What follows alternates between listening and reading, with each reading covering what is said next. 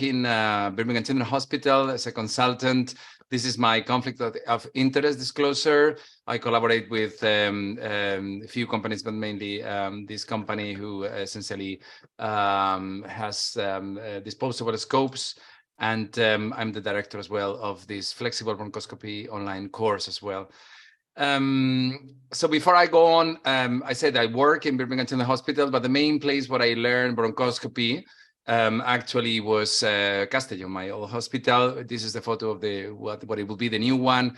I just wanted to say that a few of the patients that we will mention here come from there, and it's been all my life a very supportive hospital with a supportive bunch of people with bronchoscopy, and we have a we used I used to belong to the bronchoscopy air group there, and then amazing staff. So thanks to all.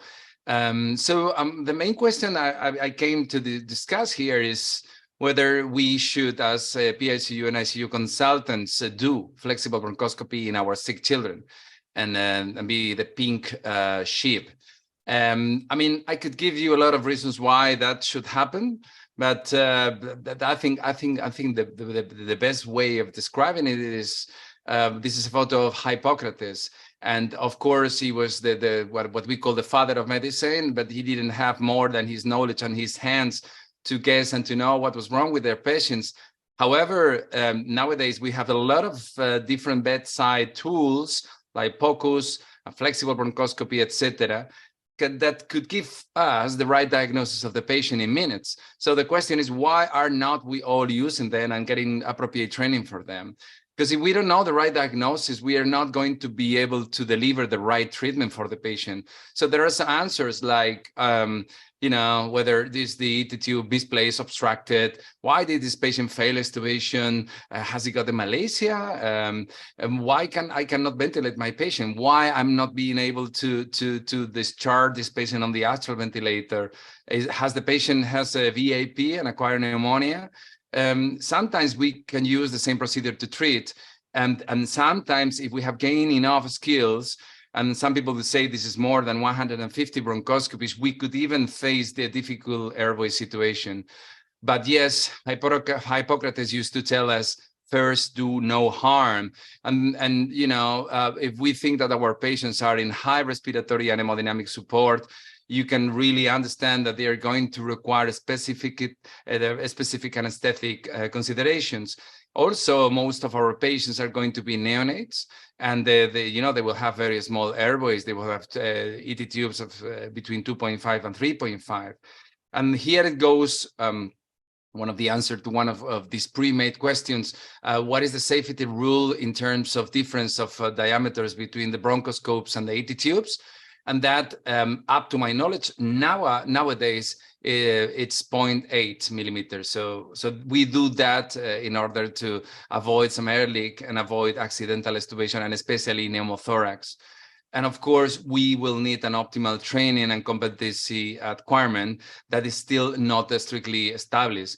So here is a bunch of different applications of diagnostic, therapeutic, and anesthetic for flexible bronchoscopy. And the way I'm going to deliver this chat is I'm going to give you a few examples of how important is this test. So we're going to start with malacia and vascular compressions leading to lung collapse.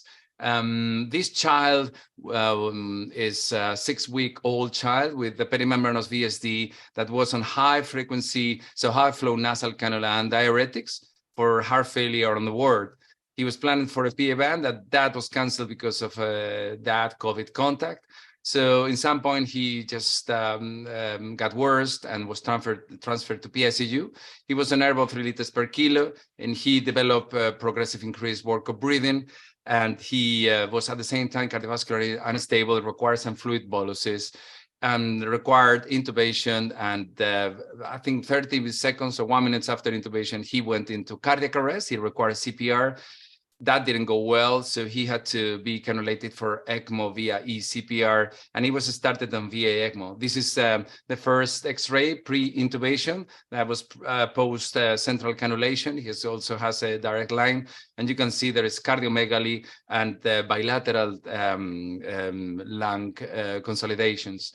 On the first 24 hours, which is not infrequent, he would had no ejection and very depressed biventricular function. But over the following 48 hours, he recovered some function. But we started to know there was a severe lung collapse on the left. If you see here, there is a mild bronchogram on the left main bronch, on the left lower bronch, and you essentially stop seeing the airways after that. So that's important to know. That's indicating there might be a bronchial obstruction. We did some physiotherapy, and in some point the child was cardiovascular ready for the cannulation, but not, let's say, respiratory ready. And that's something not atypical in ECMO. So we suspected this vascular compression, mainly due to left to right shunt on the VSD, enlarging the PAs and the heart as well, especially the left heart, and compressing the airways secondary to that. And we also needed to treat the lung collapse, so we just decided jointly to take a look down. So this is a video showing some occupation on the left main bronch. And the carina was looking well. You can see some petechia there that is not atypical in patients on ECMO. We went to the right main bronch, and if we advanced into the right middle bronch, we could see an area of vascular compression, which was possibly the right pulmonary artery. Remember that there was a lung infiltration and lung consolidation on the right as well. Then what happened when we saw the left main bronch? There was some blood coming out the left main bronch, but you can see it's fully compressed here. And you can see as well, when we just clear the blood, that we actually is quite difficult to go through the left main bronch. So I requested for the person who was doing the anesthesia, the ventilation, and this is one of the reasons why it's important not to extubate this patient, because you could potentially extubate them when they are in ECMO. And he gave me a little bit more PEEP, and I was able to come through the obstruction and essentially in order just to see that several areas of the left upper were somehow compressed and were obstructed. When you start to see these areas like bubbles coming in and out the bronch, it means that they are normally obstructed. So essentially what we did, we just in some point flushed the left main bronch with DNAs, diluted DNAs, and we just suctioned the thick secretions. And this is just a quite short video just showing how we were suctioning them. And this is the result of it. So 30 minutes after the bronchoscopy, we did an X-ray, and we could start to see some air entrance on the left lung. And this is the second X-ray is just 1 hour after combined physiotherapy. And you can see that the lung is improving. What did we achieve with that? We achieved to open up the lung and give chances to a successful decannulation. At the same time, we were able to give more information to the JCC discussion, where there was it was a clear evidence that there was a very deleterious airway compression because of the PAs and the enlarged heart. So it was clear that the child needed the PA band. In theater, next day, the patient had his PA band and he was decannulated from ECMO, successfully decannulated on 45% FiO2. Here you can see the progression after the cannulation with improvement in the X-ray, and this is explained because the effect of PA banding in a patient who has had this left to right shunt for ages will take some time to improve, and every single vascular compression you have during some time will lead to a subsequent malacia on the airways that at the end of the day you will have to treat. Okay, we had the first. We're going to go now to another very typical scenario which is failed extubations. We see that every day on the ICUs. In this instance, they will be secondary to malacia. What do we want to know on patients who had failed extubation and we think they're malacia, which is, by the way, very usual in cardiac ICUs? More than 60% of cardiac patients will have malacia. So the questions are going to be, and Marty probably knows a lot about this, is this patient going to be successfully liberated from the ventilator? Is there something we need to do surgically? Is this patient going to require tracheostomy, LTV? Or is he possibly going to die? And should we otherwise consider palliation?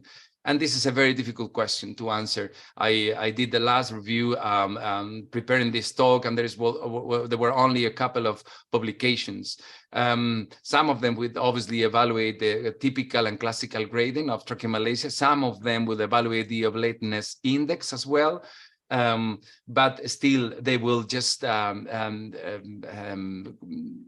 a similar outcomes in terms of these questions, which is difficult, and you have to have a multidisciplinary, multifactorial evaluation. I'm going to give you two examples. The first is a 4-month-old child with PA-VSD MAPCAS with this Beck-Wiedemann syndrome and panhypopituitarism. And he came to us after unifocalization and an RV to PA conduit. And it was soon clear that he was having a very complicated post-op period, so essentially after 1 month of being with us, he would have failed multiple extubation trials, and he was still suffering from death spells. And I'm going to show you a death spell in live, and you will be able to see. So essentially, this is the first scope we did. The patient was semi-awake, so dynamic study, and he completely closed up the airway and desaturate. I'm going to show you a second view of a death spell. This is a death spell, so the air cannot go through the lungs at all. Okay, and this, you would call it a severe tracheomalacia, proximal and distal. Then when we progressed through the left main bronch, we had to wait, we have to ventilate the patient, and then you turn down the bronchoscopy 90 degrees to the left, and you try to go and advance. And this is essentially what we saw. So essentially, you can barely go into the upper bronchus, and you can even not go into the left lower. So while you see the rest of it, I will tell you that about the clinical progress of this patient. Sadly, this patient remained on the ventilator, required heavy sedation, and required to be paralyzed. Eventually, the tracheostomy was performed, and it was just that we could try it on long-term ventilation maybe in the future.